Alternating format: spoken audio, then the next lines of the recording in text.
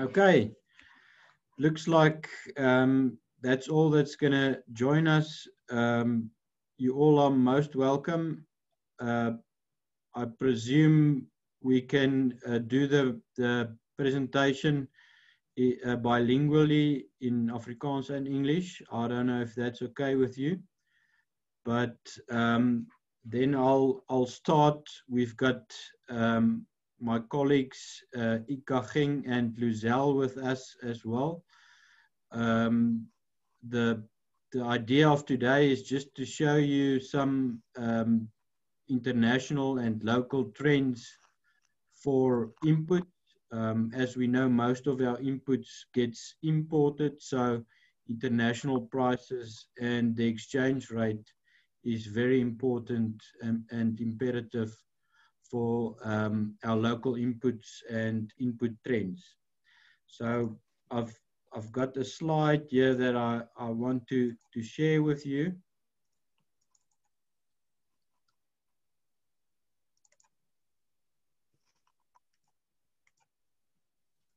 That's it. Can you all see the slide that I have on currently? Thanks, Luzel, Ika. So the spotlight today is on input price trends. Die kollig op Insetprystendense. The most important thing, as I mentioned in the start, is definitely the local exchange rate. As most of our inputs gets imported, more than 80% of our inputs for South Africa gets imported. It's basically all our agrochemicals, most of our fertilizer, more than 80%. It's basically only our seed that we multiply in South Africa, where there's no direct real correlation between the exchange rate and input prices. But here you can see over the long term, from January 2013 up until now, it's really a trend that where the rand keeps on weakening over time. So especially here in 2020, we saw again our exchange rate weakening, and that means that inputs that gets into the country is coming in more expensive.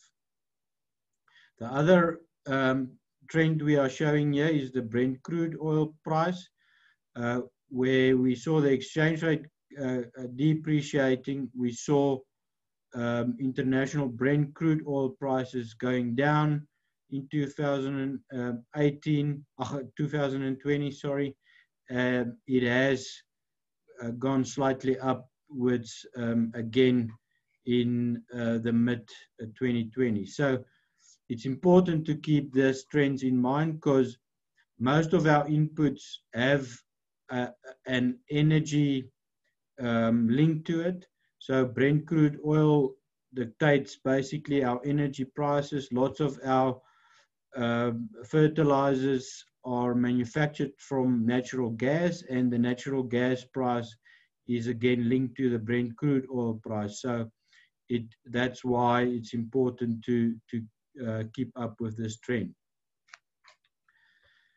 The second slide I want to show you is seed prices.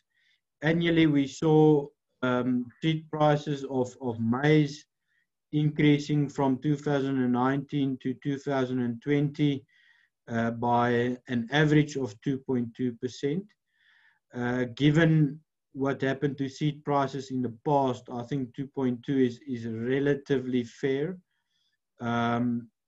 So for maize seed prices, that increase of 2.2% is relatively fair.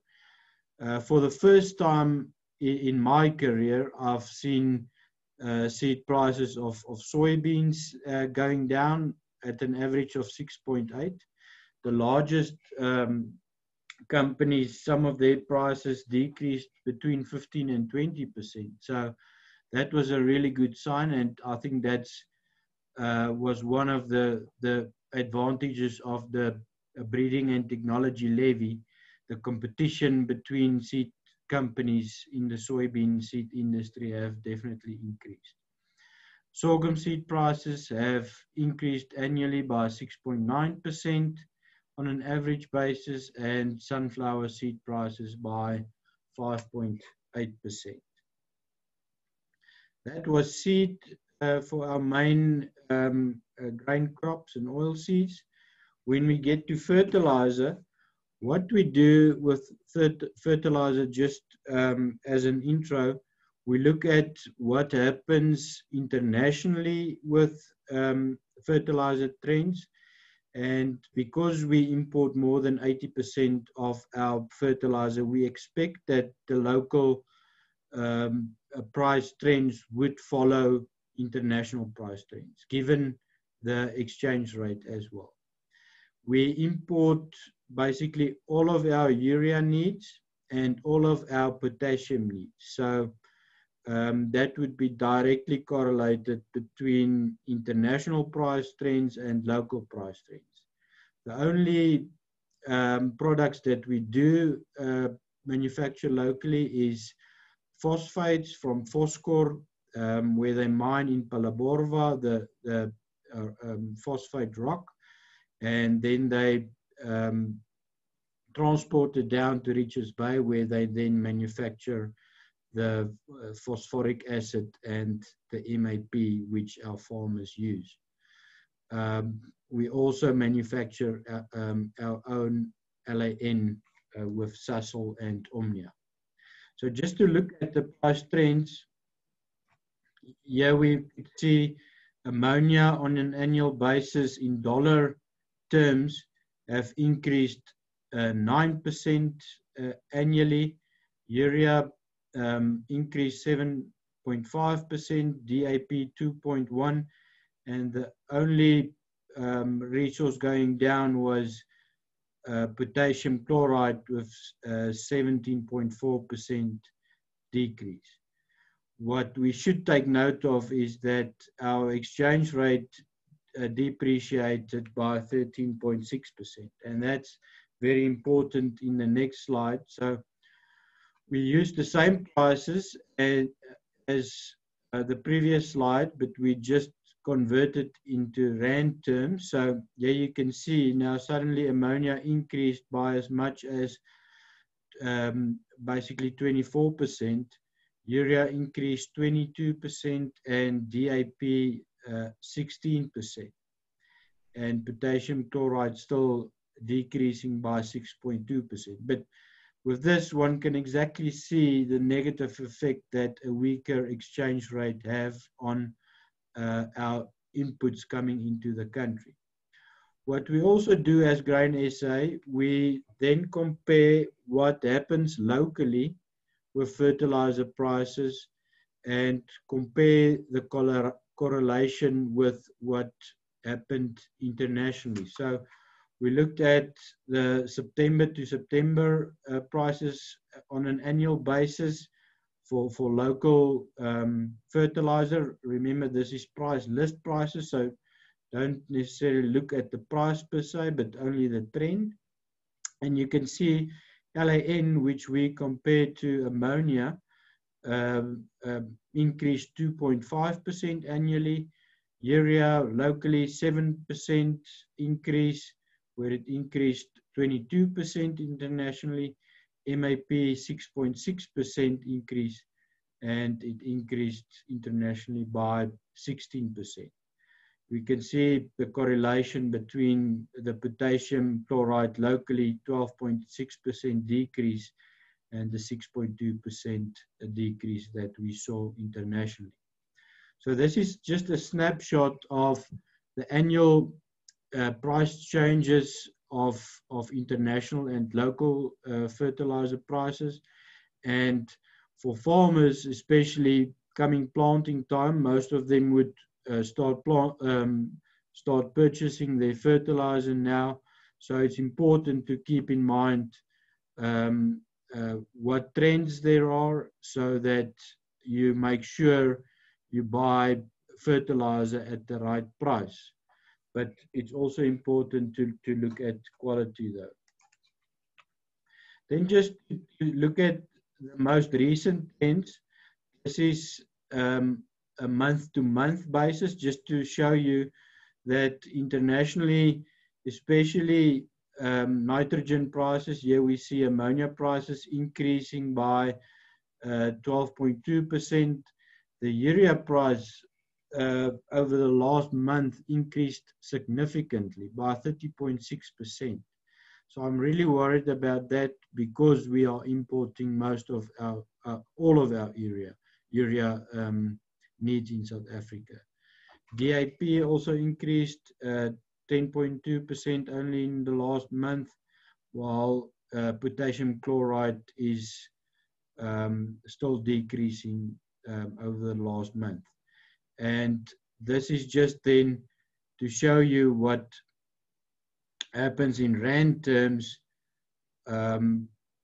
for our local prices, and you'll see the good correlation between what happened internationally.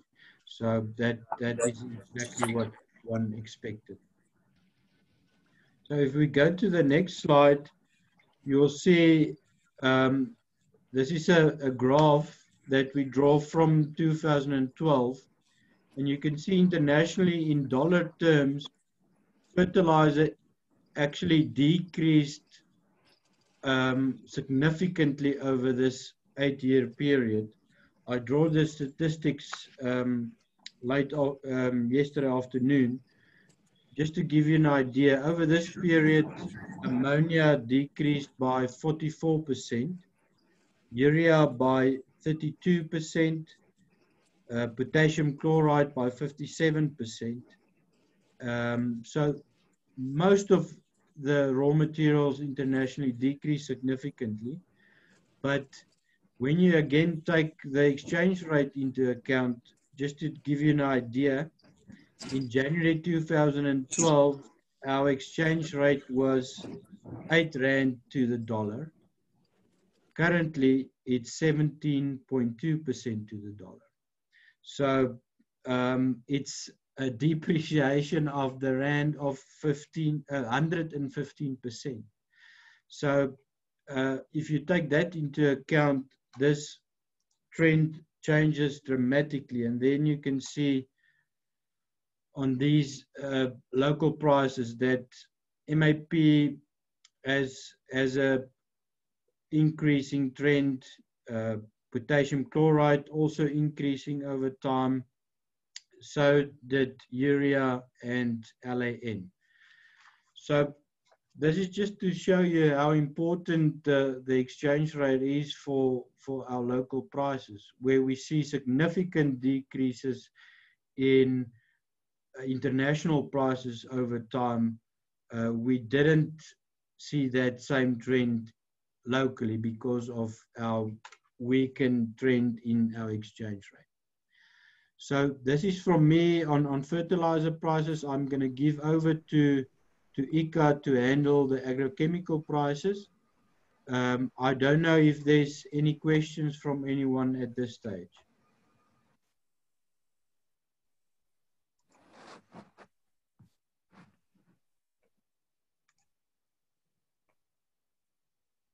Thank you, Corné.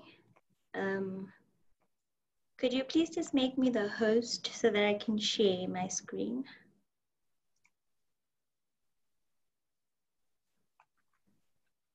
Are you sharing now? I should be sharing. Okay. Can you see something? I see the local fertilizer prices on, yes. Okay. Cool. So, good morning, everyone.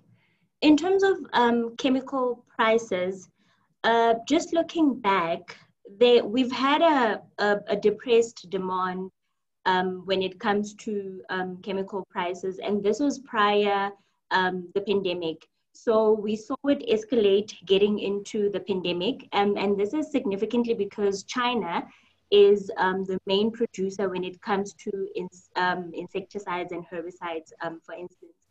So at the moment, demand remains rigid, and this is because we see a decrease or a stagnant demand when it comes to these agrochemicals. This is for both China and most of the big economies that actually import a lot of agrochemicals. So just to zoom into insecticides, we see a trend, just like I explained, we see a trend where there's a decrease when it comes to most of the chemicals. And then when looking at, for instance, chlorpyrifos, there's a bit of an increase, but it's not quite significant. And this is on a year-to-year basis. So between August 2019 and August 2020. Now, this is in dollar terms. Looking at the same products in rand terms, we can see a bit of a difference, right? Whereas the trend is supposed to be decreasing, we see a decrease, but not as significantly as when we see it in terms of dollar terms. And then we also actually see an increase, and this can be attributed to what Corné just spoke about, and this is in terms of the rand-dollar exchange. So the depreciating rand actually has a big impact when it comes to our chemicals as well, and hence we see an increase when it comes to some of these products. So looking at the same on a month-on-month basis, so this is between July 2020 and August 2020, looking at the short term, we see a minor decrease when it comes to, for instance, imidacloropyrid, as well as lambda and acetamiprid, right? This can actually be attributed to the floods that took place in China, and this was June, July. So this had an impact when it comes to production as well as prices. So the decrease for most of these products is not as significant as what we see on a year-on-year basis. And for those that do increase, we can attribute it to the halt in production for that particular period, which was on a short-term basis, but we already see the effect that it has had in terms of increasing prices on the short term. Looking at the same prices in rand terms, so between July 2020 and August 2020, we see the effects of the rand-dollar exchange on our side, and hence we see an increase for most of these products, except for acetamiprid, where there is less than 1% decrease when it comes to that particular one. So just going on to herbicides, we see a similar trend when it comes to our herbicides. There is a decrease of as much as 23% for atrazine. And trifluralin, for instance, we see an increase. And then looking at the same in rand terms, we see a bit of a play. So the stuff that were highlighted in green were basically increasing on our side. So looking at this and the global pandemic, China has had a great impact when it comes to their exports in terms of their herbicides as well as their insecticides. But now looking at such a significant increase when it comes to trifluralin, this could be an indicator to say that maybe the negative influence when it comes to the pandemic is actually reducing. So this is not such a great indicator, but it could be going in that direction to say that production is actually going back to normal production as well as exports going back to normal. So looking on a month-on-month basis, we see a bit of a mixture when it comes to the decrease and the increase. And this goes back to what I mentioned before, with regards to the halt in production between June and July in the major producing, I would say, county. I'm not sure what they call it in China, but the province. So it's called Hubei province. So basically in Hubei, where there were major floods, we saw a bit of a halt in production, and hence an increase in some of the products, whereas we were expecting obviously a decrease in most of these products because of the major decline in demand, right? So just to close it off, looking at our agrochemicals in the short term, we still expect to see lower prices. So still a stagnant demand from the major economies, as well as China itself locally. So we don't expect that prices will be that much. However, for us, it will definitely be impacted by the rand-dollar exchange. So the weaker it becomes, the more we will expect to pay for our agrochemicals locally. So just moving on to fuel prices, which is one of the major inputs that a producer needs when it comes to the production. I just have a slide here for you.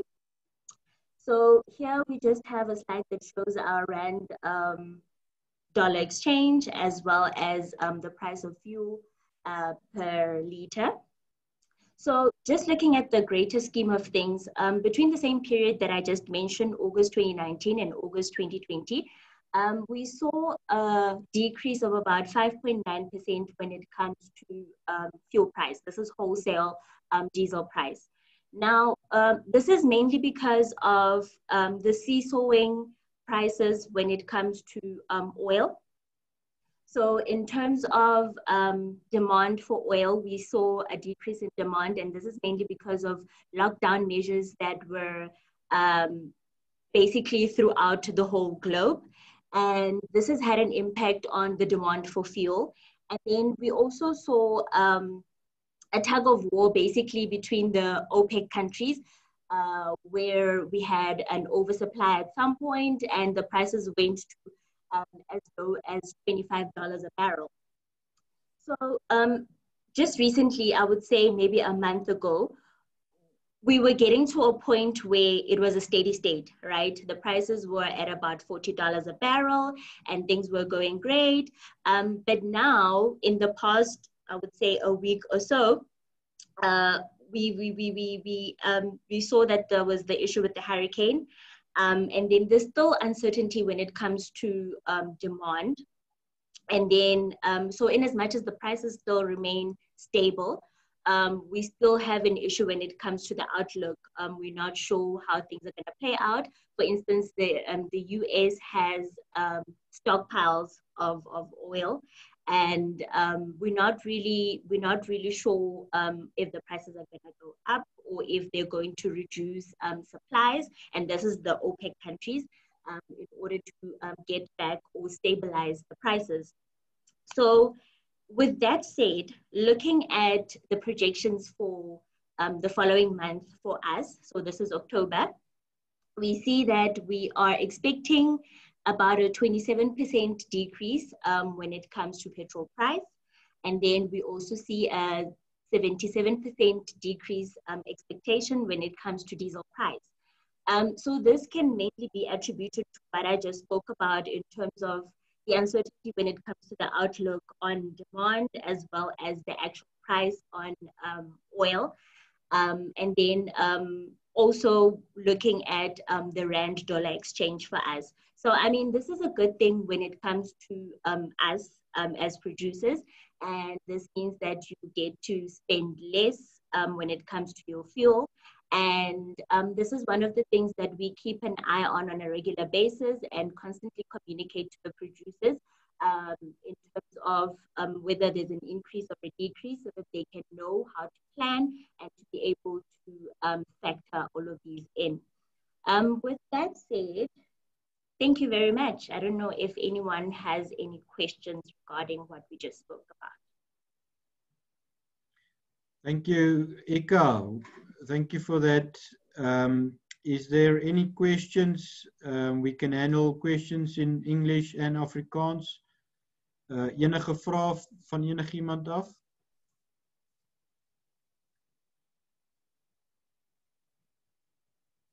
I just like to say for everyone, good luck for the coming planting season. For me, the exchange rate is really the uncertain variable at this stage, if I can call it that. Something like the exchange rate, if it weakens further, it can dramatically change the way prices come into the market. So coming to planting time, which would be for most of us in a month from now, that's definitely going to play a very important role going forward in terms of what farmers would actually pay for the inputs for the coming season. Thank you very much for joining us. I'm going to give a last chance for any comments or questions. Just a thumbs up if you liked the presentations.